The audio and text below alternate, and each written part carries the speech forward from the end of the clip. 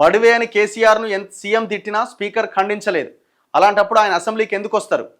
ఇదో సాకు దొరికినాది. మీరు తిట్టలేదా? మీరు ముఖ్యమంత్రులుగా ఉన్నప్పుడు ఇది చేసినప్పుడు నువ్వు అసెంబ్లీకి ఎందుకు రాలేదా అంటే మీ నాయన ఎందుకు వస్తలేడంటే మా నాయనని బడివే అని తిట్టిండు అందుకే వస్తలేడు అంటున్నట. ఉరియం ఇది ఎక్కడిది?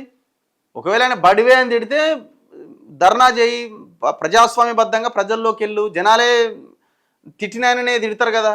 మీరు అంత గొప్ప వాళ్ళు అయితే, మీరు అంత గొప్ప పని చేసిన వాళ్ళు అయితే మా నాయనని బడివే అని తిట్టిండు అందుకే మా నాయన వస్తలేడు. ఎట్లుందంటే ఇది చాక్లెట్ కొనియమంటే కొనిస్తలే, నేను స్కూల్కి పోను, అట్లే ఉన్నది కథ కూడా. ఎవరి మీద అలుగుతున్నారు మీరు? ఇప్పుడు రేవంత్ రెడ్డి తిట్టిండని మీరు సభకు వస్తలేరు, మరి జనాలు ఎక్కడ పోవాలా? ప్రధాన ప్రతిపక్ష నాయకుడు అసెంబ్లీకి రాకపోతే మరి జనాలు ఎక్కడ పోవాలా?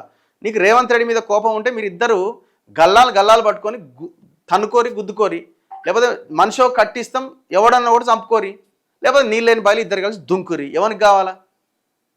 ప్రజలకి మంచి చేయండి, డిస్కషన్ పెట్టండి, ప్రజా సమస్యల్ని ప్రస్తావించండి.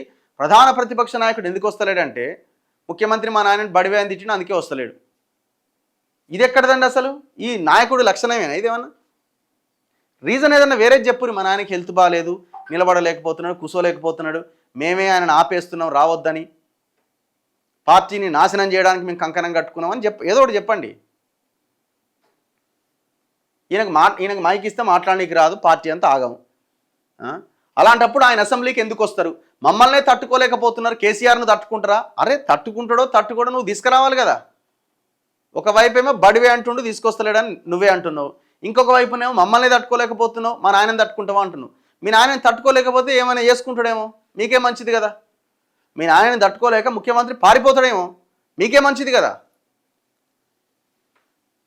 అధికారులు ఒళ్ళు దగ్గర పెట్టుకోవాలి, లేదంటే భవిష్యత్తులో చిక్కులు తప్పవు. మీ బ్యాచే కదా. ఆనాడు నీ దగ్గర పనిచేసిన అధికారులు ఇవాళ రేవంత్ రెడ్డి అనుకూలంగా పనిచేస్తున్నారు. నువ్వు అధికారుల గురించి, కాంట్రాక్టర్ల గురించి, వీళ్ళ గురించి నువ్వు చెప్పాలి ఇక మాటలు. మూసీ ప్రక్షాళన చేస్తామని చెప్పేందుకు వాళ్ళెవరు? సిఎస్ కన్నా ఎమ్మెల్యే స్థాయి పెద్దదని కమెంట్. బీఆర్ఎస్ ఎల్పీలో మీడియాతో చిట్చాటట.